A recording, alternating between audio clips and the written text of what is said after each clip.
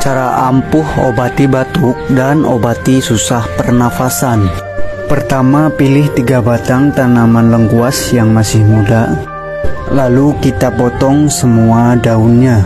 Potong juga ujungnya seperti ini.